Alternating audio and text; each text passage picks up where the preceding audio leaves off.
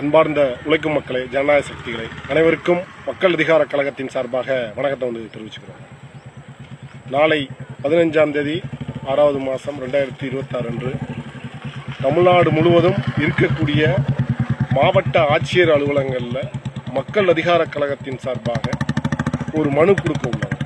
அது என்ன மனுனா, மானாமதுரை வாலிபர் இளைஞர் ஆகாஷ் காவல்துறையால் படுகொலை செய்யப்பட்டு நாளை 15ஆம் தேதியுடன் பார்த்தீங்கன்னா 100 நாட்கள் ஆகிறது. அந்த 100 நாட்களை ஒட்டித்தான் மக்கள் அதிகார கழகத்தின் சார்பாக தமிழ்நாடு உள்ள அனைத்து மாவட்டங்களிலும் நாளைக்கு மனு கொடுக்குறோம். அந்த குடும்பம் 100 நாட்களாக தொடர்ச்சியாக போராடிக்கிட்டு இருக்காங்க. தன்னோட உடலை வாங்காமல் தொடர்ச்சியாக போராட்டத்திலாம் ஈடுபட்டு இருக்காங்க. அன்றாடம் அவங்க போராடுறாங்க. இன்ற வரையும் அவங்களுடைய வீட்டில் இன்னும் அவங்க அப்பா போல, அவங்க அம்மா போல, அவங்க தங்கச்சி போல இன்னும் அவங்க வீட்டில் சமைக்கலை அப்படின்றது பல விஷயங்கள் சொல்லிக்கிட்டு இருக்காங்க. ஆனால் இங்கே உள்ள அரசு நிர்வாகம், காவல்துறை அதிகாரிகள் கொலை செய்த திருப்பவனத்தைச் சேர்ந்த காவல் ஆய்வாளர் திலீபன் அவரை இன்னமும் கைது செய்யலை.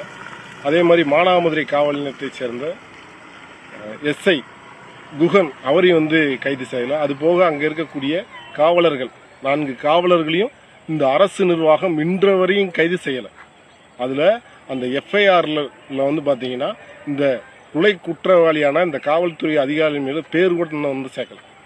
இப்படிப்பட்ட ஒரு சூழ்நிலை தான் ஆகாஷ் டேனிஸனுடைய அப்பா, அம்மா, தங்கை, அங்கே உள்ள போராட்ட குழு தொடர்ச்சியாக இதுக்காண்டி அவங்க இந்த குற்றவாளிகளை தண்டிக்கணும், அவங்க எஃப்ஐஆரில் பேர் சேர்க்கணுன்றதாங்க அவங்க கோரிக்கை.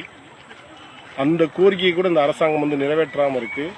இதை வலியுறுத்தி தான் நாளைக்கு மக்கள் அதிகார கழகம் சார்பாக மனு கொடுக்க உள்ளோம். அனைத்து ஜனநாயக சக்திகளும், முற்போக்கு இயக்கங்களும் அனைவரும் தவறாமல் கலந்து கொள்ள வேண்டும் என்று கேட்டுக்கொள்கிறோம். நன்றி.